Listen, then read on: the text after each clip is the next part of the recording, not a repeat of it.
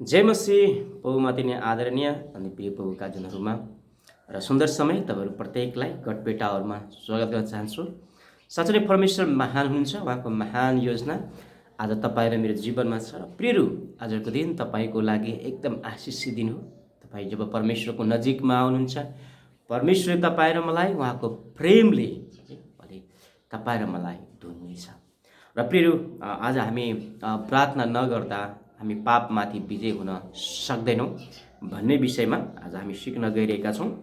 प्रार्थना बिनाको पापमाथि विजय, है, प्रार्थना बिना पापमाथि विजय हुन सक्दैनौँ। यही विषयमा हामी केही कुराहरू सिक्नेछौँ।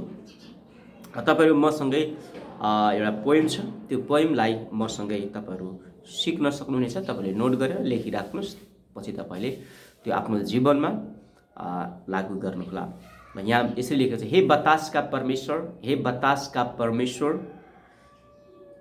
हे बतासका परमेश्वर, सबै अन्धकार पूर्ण अन्योल, सबै गहिरो दुःख, सबै त्रासपूर्ण समय, सबै पापमय इच्छा, सबै शैतानको जाल, सबै झुटा सम्मान, सबै स्वार्थीय चाहना, सबै व्यर्थका चिन्ता हामीबाट यी सबै टाढा बहाउनुहोस्। हे बतासका परमेश्वर, यी हामीबाट टाढा बहाउनुहोस्। चिन्ता फिक्रीका आत्मा, अशान्तिका आत्मा, गरिबीको आत्मा, बिमारीको आत्मा, शोकको आत्मा, टेन्सनको आत्मा, सुसाइडको आत्मा हामीबाट यो टाढा बहाउनुहोस्। र अर्को खण्डमा, हे बतासका परमेश्वर, तपाईँको पवित्र उपस्थिति, तपाईँको जिउँदो प्रेम, तपाईँको निको हुने छुवाई, तपाईँको सुन्दर साहस, तपाईँको अति शक्ति, तपाईँको पूर्ण शान्ति, तपाईँको स्याहारपूर्ण वास्ता, तपाईँको स्वर्गीय अनुग्रह, तपाईँको असीमित आनन्द बलियो गरी बहाउनुहोस्, इच्छा गरी बहाउनुहोस्, अहिले नै हामीमा बहाउनुहोस्।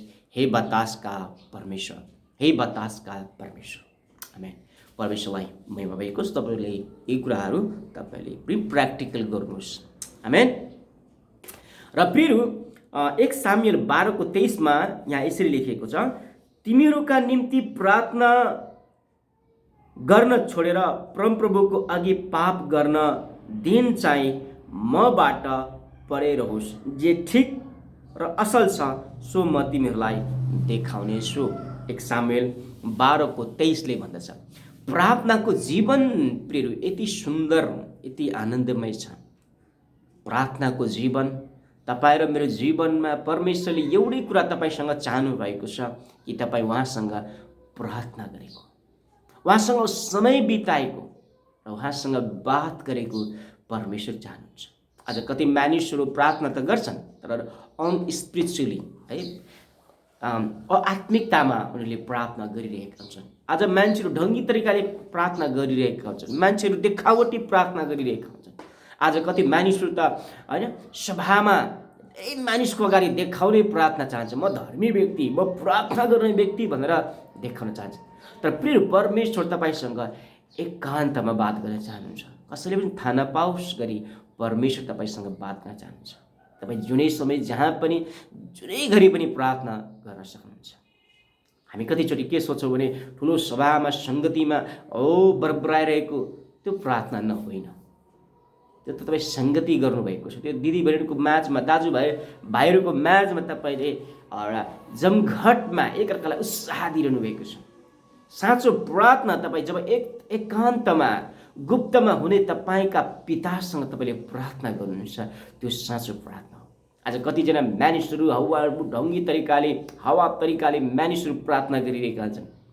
त्यो चाहिँ देखावटी प्रार्थना, क्षमा नदिकन, होइन। अब केही विषयमा हामी हेर्नेछौँ। मत्ती 26:40-41 के तिमीहरू मसँग 1 घन्टा पनि जागा बस्न सक्दैनौ? जागा रह, प्रार्थना गर, परीक्षामा नपर। आत्मा त साँच्चै तयार छ तर शरीर दुर्बल छ। आज प्रभुले तपाईँसँग प्रार्थनाको इच्छा चाहनु भएको छ, उहाँसँग प्रार्थना गरेको परमेश्वर चाहनु भएको छ। आज हामी एउटा ख्रिस्टलाई प्रार्थना र आराधना गर्नुहोस्। परमेश्वरबाटको प्रकाश, निर्देशन र सुरक्षाको लागि प्रार्थना गर्नुहोस्। परमेश्वरको वचन सधैँ आराधना र प्रार्थना र परमेश्वरको उपस्थितिले भरिएको वातावरणमा जिउनुहोस्। जब तपाईँ प्रार्थना, जब म काम गर्दै गर्दाखेरि, इभन म पनि काम गर्छु, मेरो ड्राइभिङ गर्छु, त्यो ड्राइभिङ गर्दै गर्दा पनि प्रार्थना गर्छु। प्रभु मेरो गाडीहरूमा, मेरो सेवकाईमा, मेरो मिनिस्ट्रीमा आज कति प्रार्थना विषयहरू आउँछन् है, मलाई कल गर्छन् युएसएबाट, युकेबाट, विभिन्न कतारबाट, दुबईबाट, होइन, विभिन्न देशहरूबाट उहाँहरूले प्रार्थना विषयहरू राख्नु, धेरै प्रार्थना विषयहरू छन्, कतिजनाको गुप्तेको प्रार्थनाहरू छन्। अनि जब हामी उहाँले प्रार्थना गर्दै गर्दाखेरि अनि उहाँहरूको प्रार्थनाको उत्तरहरू परमेश्वरले दिनुहुन्छ, सुन्नुहुन्छ। आमेन। फेरि परमेश्वरले तपाईँको जीवनमा उहाँ एउटै कुरा तपाईँसँग माग्नु भएको छ, त्यो चाहिँ उहाँसँग गरेको प्रार्थना। तपाईँ परमेश्वरसँग कसरी प्रार्थना गर्ने, परमेश्वरको उपस्थितिमा कसरी जाने, त्यो विषयमा हामी सिक्नुपर्छ। पहिलो कुरा त 1 नम्बरमा पहिले आफैलाई विनम्र तुल्याउनुहोस्। जब तपाईँ परमेश्वरमा प्रार्थना गर्न जाँदै हुनुहुन्छ, तपाईँले आफैलाई विनम्र तुल्याउनुहोस्। घमण्ड प्रार्थनाहीनताको जरा हो। घमण्ड, म त्योभन्दा शक्तिशाली छु, म त्योभन्दा धेरै आत्मिक छु, म त्योभन्दा धेरै पैसावाला छु, म ठुलो चर्चको पास्टर हुँ, ठुलो चर्चको विश्वासी हुँ, ठुलो चर्च हुँ। त्यो घमण्ड त्यसले प्रार्थनाहीनताको एकदम ठुलो जरा हो। यदि हामीले प्रार्थनाहीनतालाई पापभन्दा कमजोर हो भने ढाकछोप गर्यौँ भने हामी सधैँ बहाना बनाउँछौँ, यसमाथि कहिल्यै पनि विजय हुन सक्दैनौँ। प्रार्थना नगर्नु यो घमण्ड पनि एक प्रकारको पाप हो। यदि हामीले प्रार्थनाहीनतालाई सधैँ कमजोरीको रूपमा व्यवहार गर्छौँ र सधैँ बहाना बनाउँछौँ भने यसमाथि कहिल्यै विजय हुन सक्दैनौँ। अर्को कुरामा प्रार्थनाहीनता गलत बुझाइको पाप हो। यसले हामीलाई तपाईँ र मलाई नरकमा पुर्याउँदैन, तर कहिलेकाहीँ यसले तपाईँलाई कहिले नै नरकमा भएको महसुस गराउँछ। अनि प्रार्थनाहीनता यी 3 ठुला पापहरू, पहिलो कुरा त घमण्ड, दोस्रो कुरा मूर्ति पूजा र तेस्रो कुरा अविश्वास, यिनीहरू चाहिँ जरा हुन्। घमण्ड, मलाई प्रार्थना गर्न आवश्यक छैन, म यो आफै गर्न सक्छु। अविश्वास, प्रार्थनाले कुनै परिवर्तन ल्याउँदैन।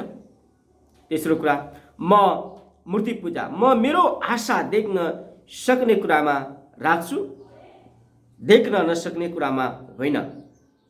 अनि हिब्रू 3:12 भन्दछ, होशियार गर भाइयो, होशियार गर, तिम्रो मध्ये कसैमा भएको दुष्ट अविश्वासी हृदयले तिमीहरूलाई जीवित परमेश्वरबाट टाढा नलैजाओस्।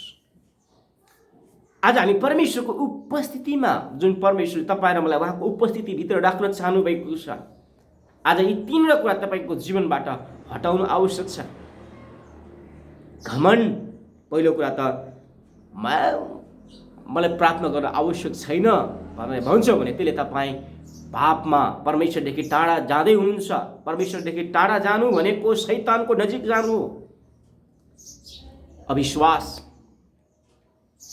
मेरो प्रार्थनाको उत्तर नआउँदैन, सायद परमेश्वर छैन, तपाईँलाई फेरि शैतानले आफ्नो नजिक खिचिरहेको छ। मूर्ति पूजा, देखेको कुरामा यहाँ कत्रो वैभव छ, कति ठुलो स्टोर छ, ठुलो हैन, यहाँ कति आनन्द छ। मानिसहरू कतिचोटि के सोच्छन् भने उनीहरू आनन्दित हुन चाहन्छन्। तपाईँको वर्शिपले, तपाईँको प्रार्थनाले परमेश्वर आनन्दित छ कि छैन, त्यो चाहिँ इम्पोर्टेन्ट कुरा हो। तपाईँ आनन्द, आहा कति राम्रो म्युजिक छ, आहा कति आनन्द आयो, पुरै सङ्गति गएपछि तपाईँ आनन्दित हुने होइन, परमेश्वर चाहिँ आनन्दित हुनु पर्यो। तपाईँको या म्युजिक लगाएर मानिस आहा कति आनन्द, फेरि हामी कतिचोटि हामी आफै आनन्दित हुन्छौँ, त्यो चाहिँ देखेको आनन्द है। अर्को कुरा नम्बर 2 मा हतोत्साह र निराशपनलाई अस्वीकार गर्नुहोस्। तपाईँको जीवनमा हतोत्साहित हुन्छन्, ती निराशपनका कुराहरूलाई तपाईँले इन्कार गर्नुहोस्, रिजेक्ट गर्नुहोस्। यदि तपाईँ प्रार्थनाहीनता माथि कहिल्यै विजय हुन सक्दिन भने सोच्नुहुन्छ भने तपाईँ कहिल्यै विजय हुनुहुन्न। त्यही कारणले गर्दाखेरि हतोत्साह र निराशपन र अविश्वासलाई अस्वीकार गर्नुहोस्। अवश्य पनि तपाईँ प्रार्थनाहीनतामाथि पवित्र आत्माको शक्ति विजय हुन सक्छ। प्रभु एफएसी 6:18 भन्दछ, सधैँ पवित्र आत्मामा के गर त? प्रार्थना गर। जब तपाईँ सधैँ पवित्र आत्मामा प्रार्थना गर्नुहुन्छ त्यसले तपाईँलाई विजय गराउँछ। फेरि प्रार्थना गर्ने व्यक्तिहरू जहिले पनि परमेश्वरमा भरोसा गर्छन्, परमेश्वरमा विश्वास गर्छन्, परमेश्वरमा अघि बढ्छन्, उनीहरूले आफूलाई समर्पण गर्छन्। प्रार्थना मानिसहरूलाई एक प्रकारको हम्बल बनाइरहेको हुन्छ। अर्को कुरा नम्बर 3 मा पवित्र आत्माको भरपूर्तिमा प्रार्थना गर्नुहोस्। पवित्र आत्माको भरपूरीमा प्रार्थना गर्नुहोस्। पवित्र आत्मामा प्रार्थना गर्ने काम आत्माको हुन्छ। उहाँले तपाईँलाई प्रार्थनाहीनतामाथि विजय गराउनुहुनेछ र प्रार्थना गर्न सिकाउनुहुनेछ। त्यसै गरी पवित्र आत्माले पनि हाम्रो दुर्बलतामा सहायता गर्नुहुन्छ। कसरी प्रार्थना गर्नुपर्ने हो हामी जान्दैनौँ, तर शब्दहरूमा व्यक्त गर्न नसकिने सुस्केरामा पवित्र आत्माले हाम्रो निम्ति मध्यस्थता गर्नुहुन्छ। रोमी 8:26 मा। त्यसैले प्रार्थना कति इम्पोर्टेन्ट छ तपाईँ र मेरो जीवनमा। जब तपाईँ र म प्रार्थना गर्छौँ प्रियहरू, हामीले क्षमा नदिएको व्यक्तिलाई घमण्ड नहुँ, म प्रार्थना गर्छु त्यो घमण्ड नहुँ। त्यसैले प्रार्थना गर्नुभन्दा अगाडि तपाईँको भाइलाई, तपाईँको बहिनीलाई, तपाईँको छिमेकीलाई तपाईँले नराम्रो गर्नुभएको छ भने पहिला क्षमा माग्नुहोस्, क्षमा दिनुहोस्, त्यसपछि प्रार्थनामा आउनुहोस्। तपाईँको प्रार्थना परमेश्वरले सुनवाई गर्नुहुनेछ। परमेश्वर तपाईँसँग बात गर्न चाहनुभएको छ, नाटकीय तरिकाले होइन, तर स्पिरिचुअल आत्मिक तरिकाले चाहिँ प्रार्थना गर्नुहोस्। देखावटी तरिकाले होइन, गुप्तमा हुने परमेश्वर तपाईँको बिचमाको सम्बन्धमा आउनको लागि। आमेन।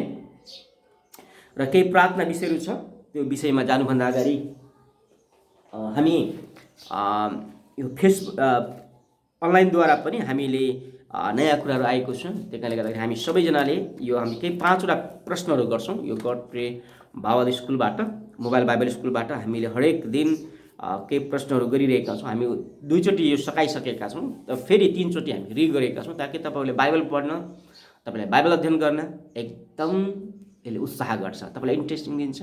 तपाईँले एन्सर मलाई इनबक्समा आएर भन्नुहोस्, तपाईँले त्यसको उत्तरहरू पाउनुहुनेछ। सही हो गलत हो तपाईँले नम्बरहरू पाउनुहुनेछ, र हामी समय निकालेर तपाईँहरूलाई त्यो कुराहरू हामी तपाईँलाई नम्बर पनि हामी सूचना दिनेछौँ है। आजको पहिलो प्रस्थानकै पुस्तकबाट हामी थियौँ। प्रस्थानको पुस्तकको हामी 115 थियौँ। के थियो भने यसमा 10औं विपत्ति के थियो, 10औं विपत्ति के थियो, यो 10 अध्यायमा तपाईँले पाउनुहुन्छ। अनि अर्को कुरा, यहाँ निस्तार चाड कहिले मनाइन्थ्यो, निस्तार चाड कहिले मनाइन्थ्यो, यो तपाईँ प्रस्थान 12 अध्यायमा हेर्नुभयो भने तपाईँ त्यहाँ पाउनुहुन्छ। अनि निस्तार चाडमा के को बलिदानहरू चल्थ्यो र सो कस्तो र के को हुनु पर्थ्यो, प्रस्थान 12 अध्यायमै तपाईँले पाउनुहुन्छ। र त्यसै गरी अर्को प्रश्न छ, पाठोलाई कतिखेर मारिन्थ्यो, त्यसको रगत कहाँ लगाइन्थ्यो, यो प्रस्थान 12 अध्यायमा तपाईँले पाउनुहुन्छ। र हाम्रो अन्तिम प्रश्न, निस्तार चाडको पाठोलाई के गरेर खाइन्थ्यो, यो तपाईँ प्रस्थान 12 अध्यायमै तपाईँले पढ्नुभयो भने तपाईँले पाउनुहुन्छ। या हामी 10, 11, 12 तपाईँले पढ्नुपर्ने हुन्छ। त्यही कारण तपाईँले बाइबल स्टडी गर्ने पनि सजिलो हुन्छ। आमेन। र हाम्रो केही प्रार्थनाको विषयहरू छन्, ती प्रार्थनाको विषयहरू हामी त्यसै फेसबुकको लाइभमा आएर गर्नेछौँ। हुन्छ, सबैजना जय मसीह, गड ब्लेस यू।